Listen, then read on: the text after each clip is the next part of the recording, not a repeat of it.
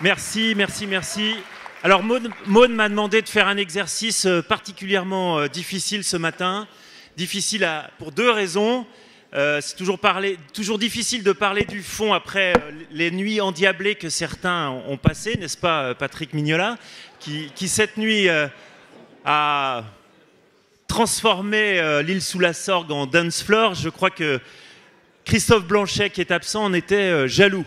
Donc, premier point, c'est première difficulté. Et deuxième difficulté, j'ai un peu moins d'une heure pour vous parler de tout le travail que fait les villages démocrates pour le parti. Alors, les villages démocrates, c'est quoi? C'est un groupe d'experts, des experts militants qui travaillent régulièrement, presque toutes les semaines, depuis presque 3 ans maintenant, à faire des propositions.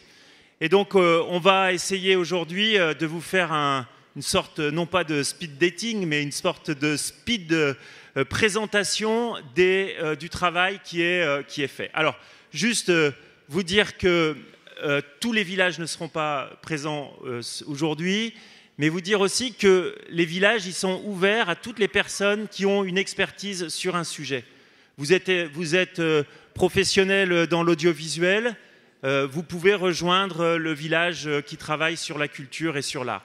Et donc, vraiment, j'appelle aussi tout le monde à venir, toutes les personnes experts dans les sujets, à rejoindre les villages. Alors, pour commencer, on va commencer par l'agriculture et je vais appeler Michel Crouzet et Pascal Lecamp à nous rejoindre.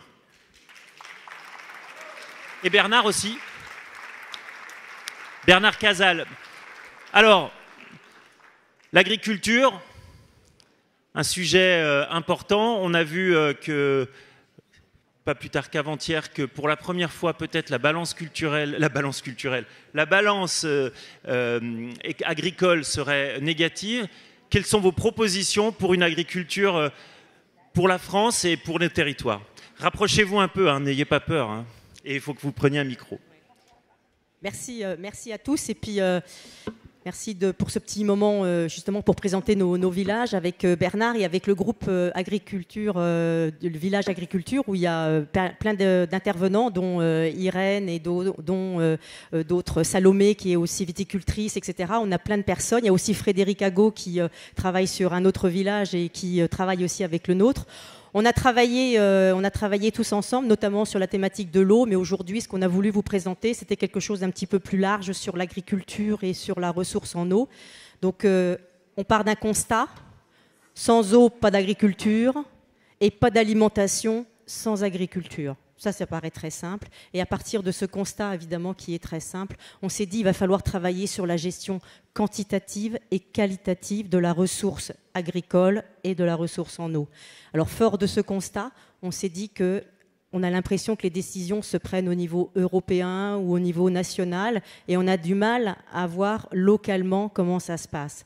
Alors, avec le groupe, avec on a fait des constats et ce qu'il en ressort, c'est qu'on souhaiterait qu'au niveau des collectivités, ça tombe bien avec les municipales, ça serait qu'il y ait un débat d'orientation agricole qui soit fait avant le débat d'orientation budgétaire. Lors de ce débat d'orientation agricole, ça serait important que justement les agriculteurs d'un côté exposent ce qu'ils souhaitent faire sur leur commune, parce qu'évidemment, de nombreuses communes en France sont très rurales. Donc, évidemment, ils ont une part très importante. Et ça serait bien de savoir s'il va bientôt partir en retraite ou s'il va céder son exploitation pour une autre raison. Est-ce qu'il va se faire remplacer ou est-ce qu'il n'y aura plus personne? Que vont devenir ces terres? Ou est-ce qu'il souhaite acquérir d'autres terres? Donc, toutes ces problématiques sur le foncier, sur ce qu'il souhaite faire et peut-être pour améliorer son revenu, peut-être aussi vendre des produits sur la commune ou en tout cas localement. Donc, on s'était dit que c'était bien qu'il y ait un débat qui soit fait là-dessus. Pourquoi? Parce qu'il y a un manque de dialogue entre le monde agricole, qu'on a du mal à comprendre parfois quand on habite localement et qu'on a toujours tendance à critiquer un petit peu les agriculteurs, mais en même temps on les aime bien parce qu'ils nous nourrissent. Donc c'est toujours dans cette dualité c'est difficile de faire des choses. Donc on s'était dit, voilà, ça serait bien qu'il y ait une instance locale pour pouvoir permettre ça. Et aussi, ça permettrait peut-être de faire connaître, peut-être des fermes aussi pour faire connaître le monde agricole et pour les enfants. Moi, typiquement, dans ma commune, il y a une ferme dans laquelle les enfants des écoles peuvent venir. On a plus de 1000 bus par an qui viennent pour découvrir le monde agricole, pour découvrir la ferme. Et toutes ces opportunités-là, elles sont très bonnes à porter. Voilà. Ben merci. Alors, nos villages, ils travaillent en... Tu veux rajouter aussi un mot? Vas-y maintenant, et après je passerai la parole à Pascal. Non, ce que je voulais rajouter, c'est que pour les agriculteurs, c'est important la gestion de l'eau, mais plus que pour les agriculteurs, c'est l'ensemble du monde et de la France. Mais les agriculteurs sont très attentifs à ça parce que c'est leur revenu qui est directement impacté. Donc je pense que c'est un débat qu'il faut que l'on puisse avoir proche des communes. Et c'est d'autant plus important aujourd'hui que même dans les communes rurales, il y a de moins en moins d'agriculteurs dans les conseils municipaux. Parce que moi, je suis dans une commune rurale de 1000 habitants. Autrefois, il y avait 80% de conseillers municipaux qui étaient agriculteurs. Aujourd'hui, nous ne sommes plus que 2. Et encore moi, je suis retraité. Donc les débats sont quand même... je pense, important à reprendre au niveau local, d'autant que les communes aujourd'hui doivent gérer les adductions d'eau, l'assainissement.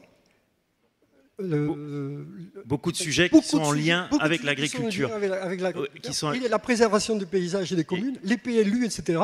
Donc je pense que c'est un sujet... très, très important. Alors voilà une idée que je vais proposer à Pascal Lecamp, donc, qui est député, qui travaille sur les sujets agricoles, de fait parce qu'il est issu d'une circonscription agricole. Qu'est-ce que tu penses de cette idée?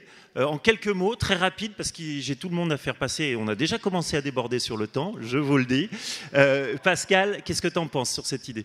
Moi, en une minute, je vais essayer d'être positif. Bonsoir à tous, bonjour à tous plutôt. Ce que met le village agricole... Pascal était hier soir aussi sur le dance floor. Vous pouvez applaudir. Donc, ce qui vient d'être mis sur la table, c'est justement comment réaliser à court terme, ça devient une urgence, et pour les plus anciens d'entre nous, ils se rappellent la goutte d'eau de Dumont dans la campagne 74. Le sujet de l'eau est un sujet agricole, mais n'est pas qu'un sujet agricole. Et dans la loi d'orientation agricole, dont j'étais rapporteur, que Marc portait en tant que ministre, il y avait déjà un article entier sur les réserves, sur les moyens, ce qu'on appelait les réserves de substitution, de distribuer l'eau aux agriculteurs. La loi Duplon, qui a fait polémique, rajoute des choses encore plus précises. On travaille pour l'agriculture. Mais moi, je vous donne un exemple qui reprendra un peu ce que disait Philippe Vigier tout à l'heure sur les collectivités territoriales. On a un nouveau préfet depuis 9 mois qui est arrivé dans mon département, que vous connaissez parce que j'habite à 25 km de Sainte-Soline, et c'est là où il y a eu les grands combats avec une députée en écharpe qui est de mon département, écologiste, qui a avancé contre les gendarmes. Mais pour la première fois début juillet, dans ce département, le préfet a réuni 50 personnes, 50 acteurs de l'eau, que ce soit pour l'eau potable pour les habitants, pour les entreprises, pour les agriculteurs, la même députée qui était opposée. Tout le monde était là et on s'est dit il faut qu'on trouve une solution intelligente à court terme de partage de l'eau et on doit présenter des résultats pour le 31 décembre. Donc je pense que dans les territoires, et vous avez raison, c'est dans les territoires qu'on doit prendre ça département par département parce que l'autre n'est pas le Nord, le Finistère n'est pas le Bas-Rhin. Voilà. Ça sera merci Pascal. Alors, donc voilà une première idée pour tous les candidats aux élections municipales, mettre en place un débat d'orientation agricole. Alors pour continuer, je vais appeler Camille Deruel qui va nous parler logement et avec elle sera accompagnée de Romain Daubier qui est également parlementaire et qui est également un spécialiste du logement. Alors Camille, je te donne le micro. Avancez un peu là, n'ayez pas peur, ils ne vont pas nous mordre. Donne-moi tes propositions, les propositions du groupe, enfin une partie des propositions du groupe Logement. Le groupe Logement a beaucoup travaillé autour aussi de Mickaël Cosson qui ne pouvait pas être là. Donc on vous écoute. Tout à fait, donc Mickaël qu'on remercie en effet et qui ne peut pas être là avec nous aujourd'hui.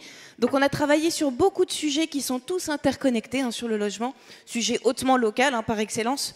Et aujourd'hui, moi j'ai envie de vous parler d'un sujet en particulier qui nous a fait beaucoup travailler, qui est la gestion du parc locatif. Voilà.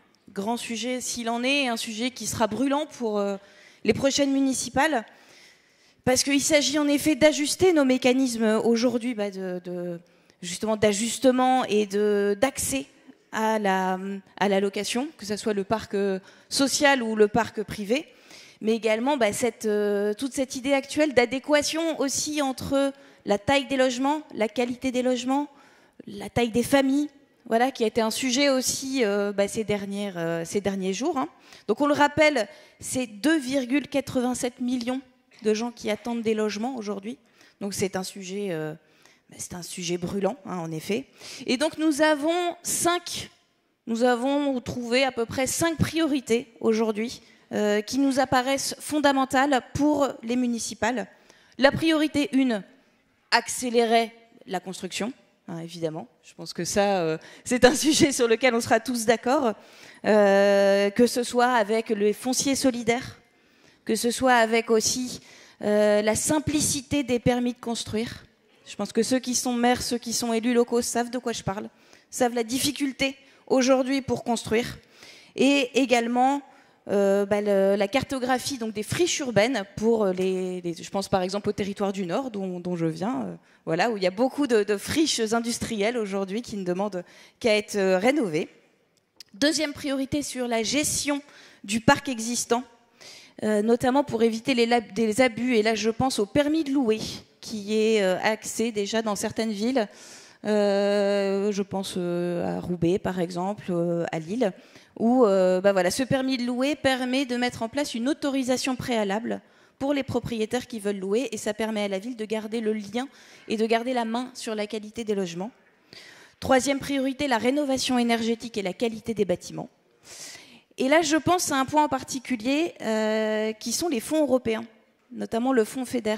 Et petit tips pour les municipales, on ne pense pas assez. On ne pense pas assez à appeler les fonds européens.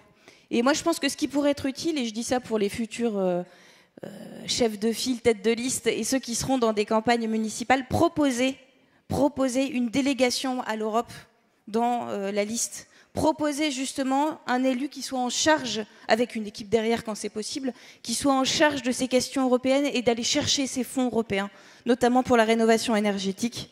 Parce que, voilà. Et dernière priorité très rapide, Erwan, c'est promis, l'implication des habitants.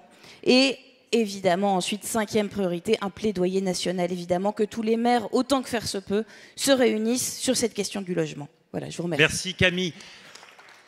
Romain, donc toi, tu es auteur d'une loi, comme quoi on arrive à faire des lois même dans ce moment en particulier, une proposition de loi que tu as portée du début jusqu'à la fin sur justement la question du foncier de bureau pour le retransformer en logement, c'est bien ça? Et donc, comment tu réagis à ces propositions? Est-ce que ça va dans le sens de ce qu'on a fait comme travail à l'Assemblée? Tout d'abord, je vais remercier tout le travail qui est fait par ces groupes d'études et de propositions, que ce soit sur le logement ou les autres. Alors, en tant que parlementaire, on n'est pas toujours disponible parce que parfois ça doublonne ou triplonne. Mais ce que je peux vous dire à tous les gens qui travaillent dans ce type de groupe, c'est que les boucles télégrammes sont lus, que vos travaux sont étudiés. Et on se disait avec certains députés encore la semaine dernière, ce qu'il faut là où il faut qu'on progresse, c'est qu'on vous fasse des retours et vous dire en fonction de l'heure du jour, voilà, on a utilisé vos arguments, mais vous assurez, vraiment vous remercier pour tout le travail qui est fait. Le logement est un vrai sujet. Il y a un sondage IFOP très récemment disait que c'était une problématique pour 80% des gens et une problématique majeure pour 40%. C'était à peu près 10 fois moins il y a 10 ans. Je pourrais m'amuser à faire un sondage. Je vois beaucoup de JDM pour leur demander s'ils ont du mal à trouver leur logement étudiant, mais c'est aussi une question de parcours à la fois dans les métropoles, dans les zones rurales et les zones périurbaines, de parcours résidentiels, que ce soit dans le parc social, que ce soit dans le parc privé, qu'on soit locataire ou propriétaire, et également à tous les âges de la vie, avec le vieillissement de la population et la question des logements adaptés. C'est un vrai défi auquel on doit s'adapter. Et pour paraphraser Kofi Annan, vous savez, le logement, c'est la première marche vers la dignité. Pour revenir plus précisément sur votre proposition, je trouve que c'est des propositions, 5 propositions très intéressantes, certaines à affiner juridiquement, notamment avec les FEDER, parce que c'est pas toujours aussi facile que ça. C'est facile à mettre sur un papier, mais peut-être plus compliqué. Je parle sous le contrôle d'au moins 3, si ce n'est 4 excellents députés européens qui nous font le plaisir d'être avec nous aujourd'hui. Et puis pour dire à tous les futurs candidats aux municipales de s'emparer de cette question et puis de les adapter également aux réalités de leur terrain. Mais en tout cas, merci pour le travail, pour vous dire qu'au sein du groupe démocrate, on est mobilisé sur les questions de logement. On a réussi à faire avancer les choses, on a même réussi à le faire voter à l'unanimité, ce qui prouve qu'on peut de temps en temps s'écouter, s'entendre et travailler ensemble quand on change des postures et d'essayer de montrer les muscles sur Twitter ou les plateaux télé et penser réellement aux problèmes des Français. Merci à tous les deux.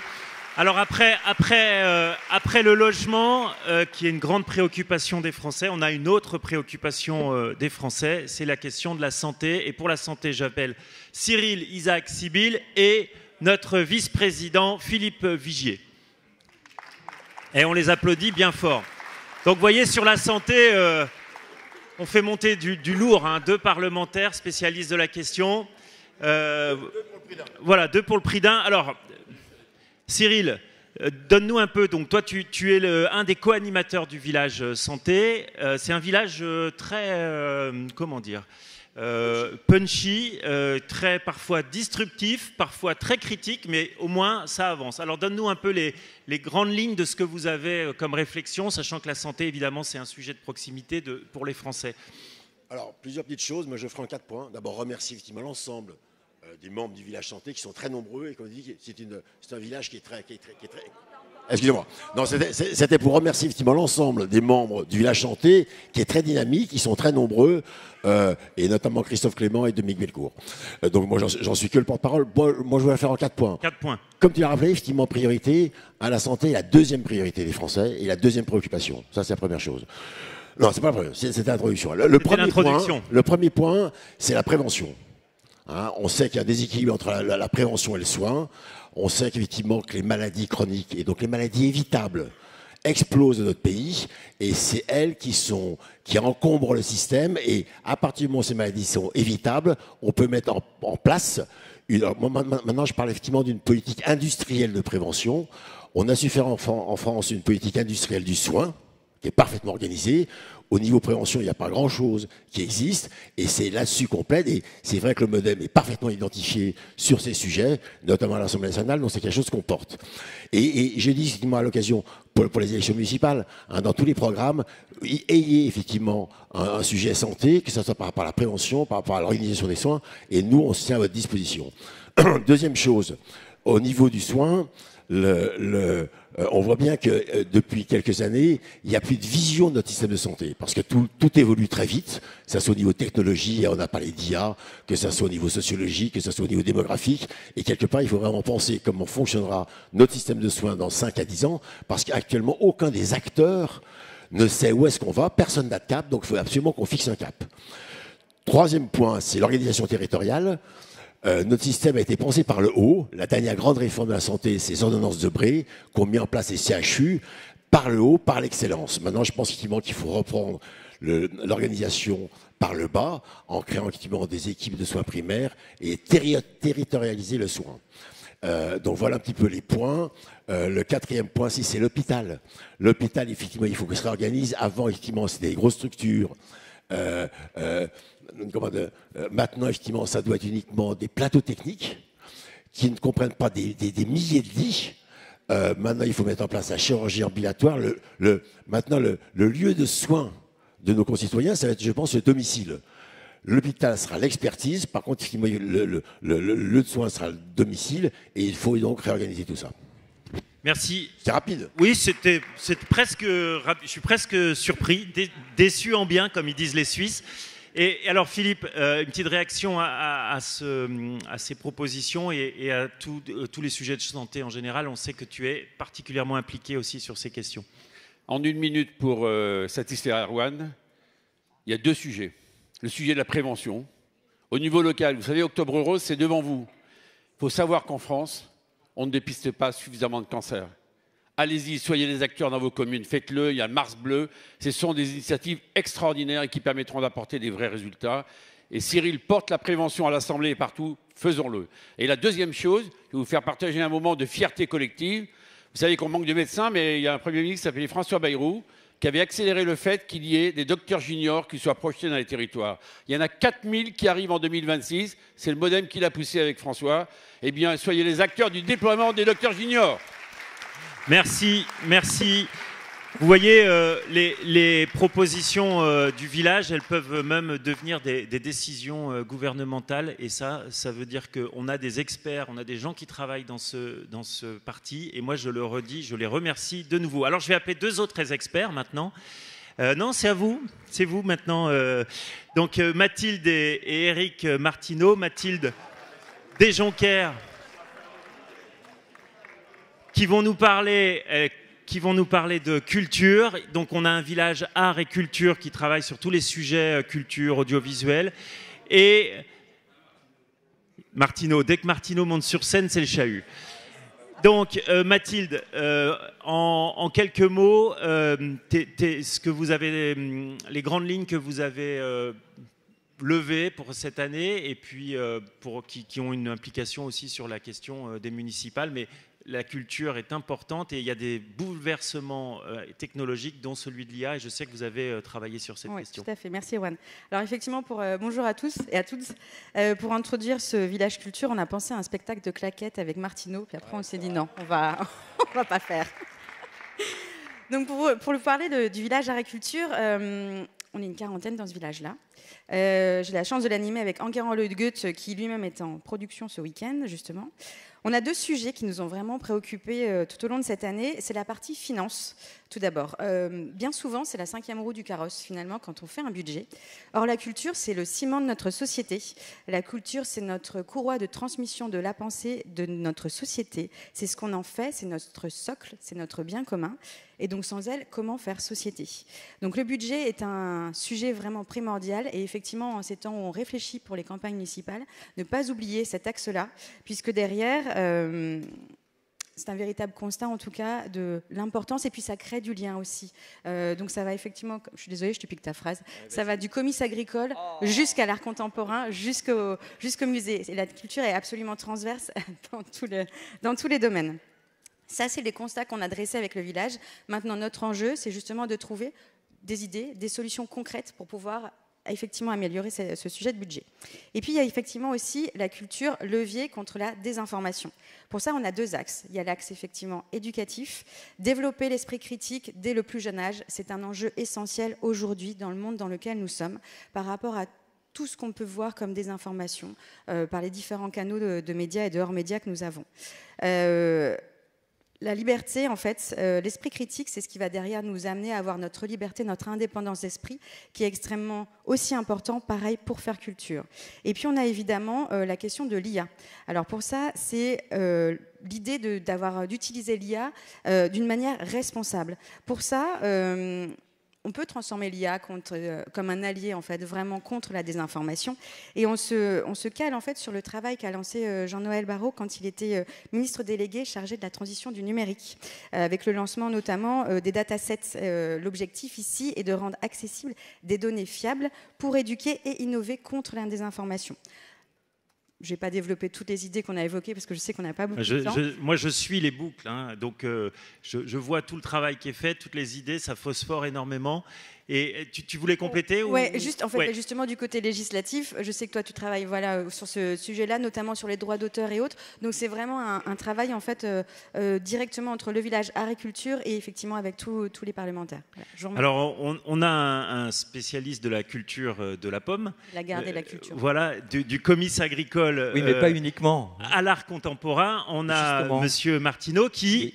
Oui. Vous l'ignorez, est un féru d'art contemporain et donc il va réagir un petit peu à ces propositions du village. Eh bien, mais justement, il ne faut pas opposer nos cultures. On le fait en agriculture, on l'a souvent dit avec Marc Fesneau, ne pas les opposer, mais que ce soit les cultures urbaines ou dans les ruralités, on a besoin de culture, c'est essentiel. Et tu l'as dit, c'est pas parce qu'on est agriculteur qu'on n'aime pas les musiques électroniques. Les deux sont compatibles et c'est possible. Merci. Et on l'a vu hier soir, ouais. Et une spéciale dédicace à notre ami Pascal là, qui nous filme et lui souhaiter une bonne soirée. Voilà, merci. Merci Eric. Merci Eric. Alors, Après ce village, on va appeler un village important, comme tous les villages d'ailleurs, mais qui est un village un peu transverse, parce qu'il s'agit du village Europe, relations internationales et défense. Et pour ça, j'appelle Pierre-Luc Vervandier et monsieur, notre Grudler, notre député européen et maintenant trésorier du MoDem aussi, c'est ça. Donc, Pierre-Luc, alors, le village Europe a beaucoup de propositions qui sont des propositions européennes, mais qui sont aussi parfois des propositions transversales. Alors là, tu en as choisi une. Est-ce que tu peux nous la donner, que je trouve, moi, particulièrement originale et intéressante? Merci à tous. Je profite de cette tribune pour remercier les 100 membres du Village Europe qui fournissent toujours beaucoup d'idées. Et merci d'avoir rappelé notre transversalité, puisqu'on est vraiment au service des autres villages. Quand vous avez des questions européennes, on y répond très volontiers. Je remercie aussi Viviane qui co-anime le village avec nous. Alors, on a décidé de parler de l'outre-mer aujourd'hui. Alors, justement, ça fait le lien Europe Internationale Défense. Il y a 22 outre-mer européens. On a les régions ultrapériphériques et les pays et territoires d'outre-mer. Donc c'est 2 niveaux de lien avec l'Europe. Aujourd'hui, il n'y a aucun commissaire qui a dans son portefeuille l'outre-mer. Or, on connaît le contexte au Groenland, on connaît les difficultés à Mayotte, les tensions dans le Pacifique, et nos outre-mer européens n'ont pas d'interlocuteur politique à la Commission, alors qu'on a une présidente de la Commission et 26 autres commissaires qui ont parfois des portefeuilles qui s'entrecoupent les uns les autres. Et on pense, au Village Europe, que ce serait un très beau signal pour les Outre-mer, qui ont un international différent de celui qu'on connaît sur le continent, puisqu'ils ont d'autres voisins, des contextes géopolitiques, des tensions, des problèmes de criminalité qui ne sont pas tout à fait les mêmes que ceux qu'on a sur le continent. Et avoir un commissaire qui aurait en charge l'Outre-mer, ce serait du coup un interlocuteur, et plus l'Outre-mer qui est géré comme un petit sujet dans chacune des DG, et surtout la DG Régio avec un petit service. Là, un interlocuteur, c'est le moyen de lancer des politiques, et d'avoir du coup un visage européen aussi pour ces Outre-mer qui se sentent parfois un peu éloignés. Alors moi je trouve l'idée, je ne sais pas ce que vous en pensez, je pense qu'on peut applaudir parce que je trouve que c'est une très bonne idée. Et Christophe, est-ce que toi tu es prêt maintenant avec nos collègues à porter cette idée au Parlement européen? Merci Erwan, merci à l'ensemble du Village Europe pour le travail d'excellente qualité qui est effectué. Alors évidemment, mais nous on se bat au mouvement démocrate pour les Outre-mer depuis très longtemps. Et dans le mandat précédent, avec mon collègue Max Surville, député européen, on avait mis en place, au sein du groupe Renew, le réflexe Outre-mer. C'est-à-dire que dès qu'un texte européen est pris, on fait un amendement parce qu'il y a des spécificités en Outre-mer. Que quand on calcule les rendements de centrales, ce n'est pas les mêmes en Europe territoriale ou plutôt sur l'équateur. Eh bien, on a fait ce travail à l'époque. Alors, aujourd'hui, la proposition du Village Europe est super sympa parce que clairement, les Outre-mer sont coupés en 2 aujourd'hui. Il y a le commissaire Sikela qui gère les pays et territoires d'Outre-mer et il y a le commissaire Fito qui gère, lui, les régions et qui gère notamment donc, les départements cette fois. Donc il y a 2 statuts. Le département, c'est l'Europe et les territoires, c'est pas l'Europe. Et quand on parle du Groenland aujourd'hui qui dépend du Danemark, c'est un territoire. Le Groenland, aujourd'hui, ce n'est pas l'Europe. Et donc, il y a un problème de statut entre les Outre-mer qui est inadmissible. Donc, pourquoi l'idée est intéressante? C'est que, par exemple, un produit qui vient de Tahiti aujourd'hui, qui rentre sur le marché intérieur, un produit qui vient de Nouvelle-Calédonie, ce n'est pas l'Europe. Ils payent des taxes. Oui. Et dans le même temps, nous, Union européenne, on va faire des contrats de libre-échange avec plein de pays, et on leur dit, vous rentrez gratos sur le marché commun. Bon, en échange, on commerce aussi gratos chez eux. Mais donc voilà, donc il n'y a pas de droit de douane pour des pays qui sont étrangers à l'Union européenne. Et pour des territoires d'outre-mer qui ont un lien direct avec l'Europe, il n'y a que des contrats d'association, avec souvent d'ailleurs des barrières douanières qui empêchent notamment à Tahiti par exemple ou à la Nouvelle-Calédonie de venir commercer ici. Donc c'est une excellente idée et avec un commissaire européen en charge des Outre-mer, des 2 statuts, on pourrait faire converger encore plus pour un commerce notamment et des valeurs encore plus partagées. Merci Christophe. Alors vous voyez les villages... Force de proposition, merci à vous. Alors je vais appeler l'avant-dernier village qui va faire une présentation aujourd'hui. C'est un village extrêmement important, c'est le village Industrie, Entreprise, Commerce, et c'est Frédéric Agot et qui va venir accompagné de Nicolas Turquois. Alors ce village, il est aussi... alors Frédéric, vas-y. Ce village, il est aussi animé par Pascal Lecamp, qui tout à l'heure nous a parlé d'agriculture. Vous voyez, on a des parlementaires qui sont polyvalents et qui peuvent aller sur tous les sujets. Frédéric, donne-nous un peu les idées sur lesquelles tu as travaillé, sachant qu'elles s'inscrivent dans des préoccupations des Français actuels sur la question du pouvoir d'achat, entre autres. Oui, tout à fait. Alors, nous, on a une proposition à vous partager, c'est que le travail paye plus. Et c'est une volonté pour donner un horizon positif, et notamment à la jeunesse qui commence à travailler. Alors cette proposition, elle s'intègre dans un package de plus de 50 propositions qu'on a fait au village commerce, entreprise et industrie, avec un brainstorming fait avec des auto-entrepreneurs, des partisans de PME, de TI, de grandes entreprises, dans le privé, dans le public, dans les associations. Et avec un benchmark fait en France, en Allemagne, en Italie, en Scandinavie, en Malaisie, en Singapour, etc. Et donc des propositions pour un partage plus juste et plus durable de la valeur. Plus durable, puisqu'il faut, avant de partager quelque chose, il faut quelque part le créer. Et plus juste, parce qu'on est au modem, et l'objectif, c'est pas tout pour le capital ou tout pour le social, c'est le juste équilibre entre les deux. Alors, dans ces packages de 50 propositions, une proposition pour que le travail paye davantage.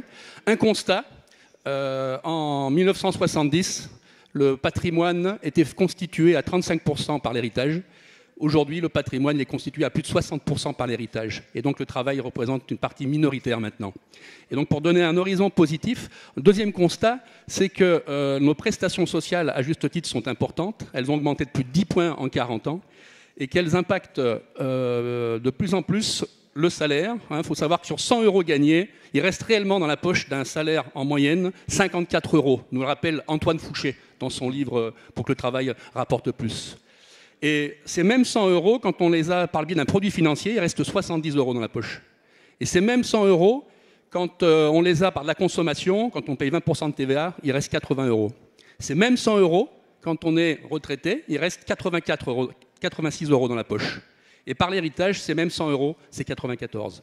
Donc on voit qu'il y a vraiment un décalage important. Et l'idée, c'est pas de tout révolutionner, mais c'est de travailler un peu comme une table de mixage et d'essayer de rééquilibrer un petit peu les choses avec la proposition de pouvoir peut-être légèrement augmenter la flat tax, passer de 30 à 33%. Il y a M. Mattei qui fait un grand sourire. De pouvoir également repenser la TVA, et notamment sur les produits d'importation, qu'on pourrait également récupérer. Et puis également, sans doute, une contribution un peu plus importante pour les retraités d'un certain niveau de revenus. Et sans doute aussi une contribution plus importante sur l'héritage, aujourd'hui, qui est bien évidemment au-delà d'un certain patrimoine, qui pourrait être par exemple au-delà de 500 000 €, d'avoir un héritage un peu plus taxé, et qui permettrait globalement, sur 5 ans, de réintégrer plus de 100 milliards d'euros pour le salaire, pour les jeunes qui travaillent, et leur redonner de l'espoir dans la vie future. Il y a quelques années, il y a 30-40 ans, un jeune qui commençait, au bout de 20 ans, il pouvait rêver d'avoir son appartement ou sa maison. Aujourd'hui, c'est vraiment beaucoup plus compliqué. Donc voilà ce message d'espoir de pouvoir rééquilibrer un petit peu les choses. Merci Frédéric. C'est vraiment, dans les 50 propositions, il y a vraiment un vivier incroyable d'idées pour nous les parlementaires, et je vais faire réagir Nicolas sur cette question, parce que Nicolas, donc, qui est député, j'ai oublié ton département, la Vienne, et Nicolas est aussi membre de la commission des affaires sociales, donc tu es en plein dans le cœur de ces sujets. Qu'est-ce que tu penses de cette idée, et est-ce que tu penses que c'est une bonne idée? Bon, mais d'abord, bonjour à tous, merci pour ce temps d'expression et cette réflexion du village sur le sujet. C'est fondamental. À la commission affaires sociales, avec mes collègues Cyril Isaac-Sibille et Philippe Vigier, par définition, nos ressources viennent pour l'essentiel des cotisations du travail. Et donc, paradoxalement, comme on a besoin d'accompagner, parce que la population vieillit, parce qu'il y a des maladies qu'il faut prendre en charge, il faudrait plus de besoins, donc plus de cotisations. Et de l'autre côté, à chaque fois qu'on augmente des cotisations, on augmente le coût du travail, et donc on réduit la base qui va nous alimenter. C'est fondamental. Et donc il faut absolument réfléchir à une réorientation, comment on finance la protection sociale différemment, parce que là, en fait, il y a une sorte de cercle vicieux qui étouffe le travail. Trop de charges sociales, c'est pas assez de salaire pour les employés, et pour autant, c'est pas assez de ressources pour la protection sociale. Donc ça, c'est un enjeu majeur. Et puis un dernier enjeu, c'est que pour limiter l'impact sur le coût du travail, on a créé différents dispositifs pour alléger les charges sur les bas salaires. En fait, on fait des trappes à bas salaire et on maintient des gens. Et en tant qu'employeur que je suis aussi par ailleurs, mais en fait, il y a tout intérêt à rester autour du SMIC plutôt que d'augmenter et de faire progresser les salaires. Donc c'est une réflexion que nous devons avoir, un transfert d'une partie du financement de la sécurité sociale, progressivement, il ne faut pas faire de bouleversement, mais progressivement, des charges sociales vers d'autres impôts, et donc par exemple la flat tax pour faire plaisir à mon collègue Jean-Paul, mais il faut avoir cette réflexion. Merci à vous deux. J'ai vu effectivement Jean-Paul sortir son téléphone pour prendre des notes, parce que je suis sûr que cette idée de la question de la transmission, et qui répond aussi à une préoccupation qu'a portée François sur la question intergénérationnelle, me semble extrêmement intéressante. On a là une mesure qu'il faut qu'on approfondisse et que les parlementaires, on va s'en saisir. Et moi, je trouve qu'elle est bien plus, excusez-moi, bien plus maligne que cette idée de taxe Zuckman. Là, on est dans quelque chose qui est de la création de valeur qu'on partage et qu'on partage différemment pour qu'elle soit plus efficace. Donc merci vraiment. Je vais appeler le dernier village de la matinée. Alors juste vous dire qu'on a 11 villages en tout. Vous en avez eu 7 ce matin et je vais juste citer les 3 autres villages qui n'étaient pas là aujourd'hui. Les 4 autres villages, pardon. Il y avait le village développement durable qui fait un travail remarquable avec Démocrates pour la planète. On a aussi le village droit et justice qui travaille sur les sujets de droit, de justice, des institutions aussi parfois en lien avec le village institution qui a été présenté tout à l'heure, qui va être présenté maintenant, pardon. On a le village éducation qui fait un gros travail également avec Laurent Croisier entre autres. Et puis on a le village porté par Alice Lemoyle sur la famille, l'enfance et la bioéthique. Alors le dernier village, c'est le village qui va nous parler des institutions. Et donc j'appelle Frédéric Zinsky et Emmanuel Mandon, l'excellent Emmanuel Mandon, à nous parler de leur village et à nous parler des propositions qu'ils font. Et ce sont des propositions dédiées, fléchées vers la séquence municipale. Alors Frédéric, le village institution, qu'est-ce que vous nous proposez comme idée pour les élections municipales? Alors effectivement, c'est un village dédié à la décentralisation, aux institutions en général. Au préalable, je voulais saluer Élodie Jacquier-Laforge et Jérôme Sourisseau, qui étaient nos prédécesseurs dans l'animation de ce village. Et donc, ils ont contribué, bien entendu, à cet excellent travail. On avait 3 thèmes sur lesquels travailler, donc renforcer la démocratie participative directe et proportionnelle, valoriser les élus, et puis il y avait aussi un sujet sur la voiture au XXIe siècle. Et donc on a d'abord regardé un petit peu ce qui se faisait sur les territoires, notamment nos parlementaires où certains d'entre eux ont créé des assemblées des territoires, hein, comme Sandrine Josso, Christophe Blanchet, je crois, peut-être j'en oublie d'autres. Et à partir de là, donc on a travaillé à la fois, bien entendu, sur les mesures que porte le parti depuis longtemps, avec l'instauration de la proportionnelle, aussi sur les scrutins, harmoniser les scrutins au niveau municipal, régional, sur les scrutins des territoires. On a bien entendu aussi travaillé sur le fonctionnement des conseils municipaux où, bien entendu, les gens sont élus, donc ce sont a priori plutôt des gens qui sont volontaires pour s'engager et faire vivre la démocratie. Et donc on a fait un certain nombre de propositions dans ce cadre-là.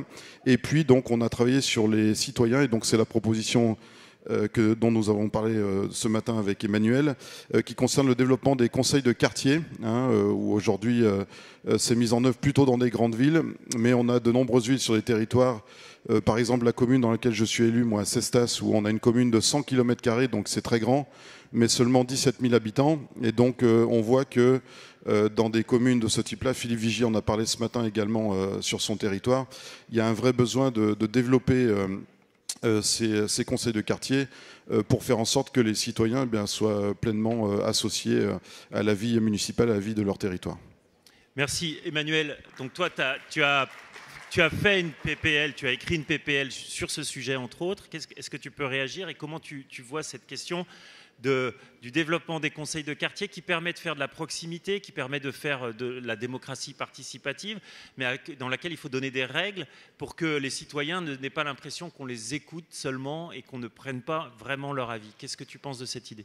Merci Erwan. Je voudrais d'abord saluer effectivement tout le travail qui est fait dans les villages MODEM. Moi je trouve sincèrement que la démarche est intelligente parce qu'effectivement on vise l'intelligence collective. Et je voudrais, pour te répondre directement, te dire que pour moi c'était naturel. En étant démocrate, effectivement, nous on n'a pas peur de la démocratie. Et on n'a pas peur de donner la parole à nos concitoyens. Et avec Frédéric, qui avait déjà bossé sur la dimension des conseils municipaux, comment on peut impliquer davantage les élus de base, cette cellule de la démocratie, cette première cellule, comment chaque conseiller municipal, finalement, a une responsabilité, est un acteur privilégié dans la société. Mais en parallèle, il faut que nos concitoyens puissent être associés, responsabilisés. Ça, c'est notre sensibilité, c'est notre philosophie, au cœur de notre philosophie politique. Et là-dessus, j'ai pensé qu'il fallait donc prolonger. Et les conseils de quartier, qu'on a éprouvés déjà dans un certain nombre de grandes villes, doivent, je pense qu'au vu de ces retours d'expérience, on peut généraliser les choses et descendre dans les strates de nos collectivités sans alourdir excessivement la vie des communes, parce qu'on sait très bien qu'on ne peut pas mettre des contraintes supplémentaires pour les élus. Alors, j'ai mis effectivement une disposition dans une proposition de loi sur la démocratie locale que, voilà, j'ai dit, on prend la plume et on écrit. Et la deuxième chose, c'est par rapport à la jeunesse.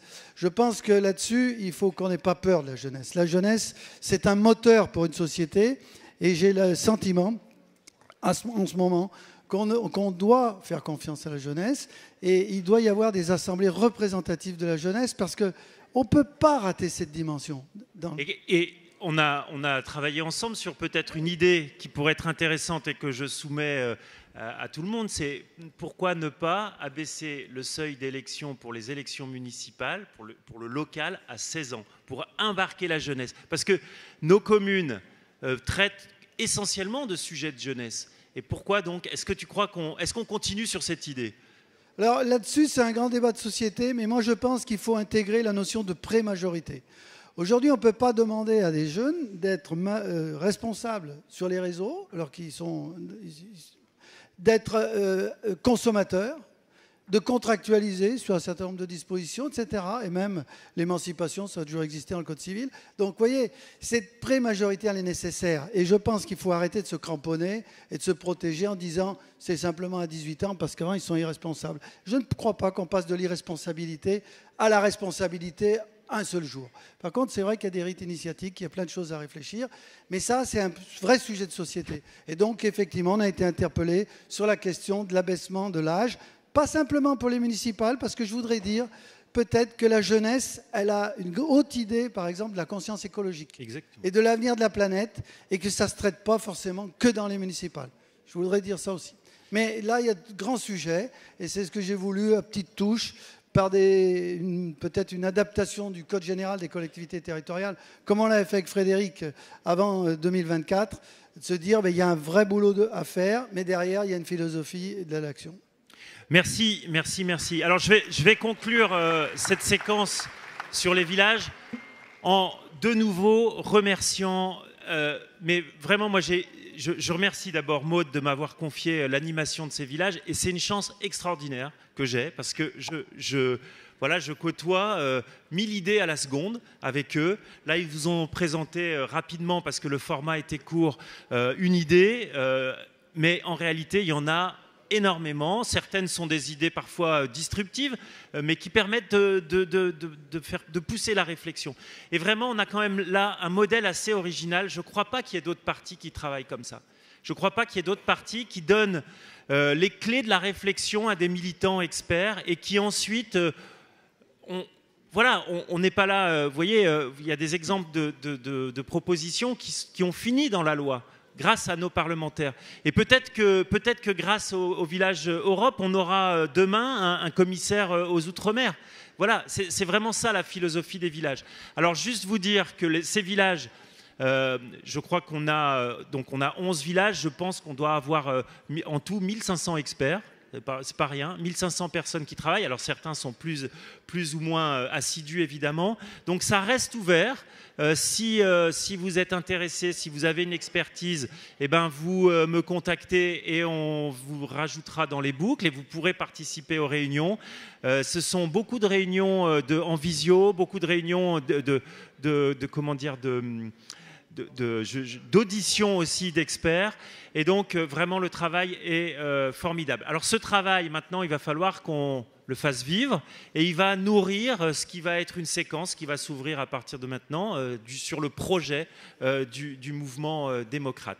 On aura un moment a priori en novembre, normalement la date provisoire c'est le 15 novembre, un grand moment de restitution de tous les travaux qui ont été faits pendant une journée complète, parce que là on a eu 1 heure, mais je peux vous assurer qu'il nous faudrait une université de rentrée entière pour pouvoir présenter tous les travaux qui ont été faits.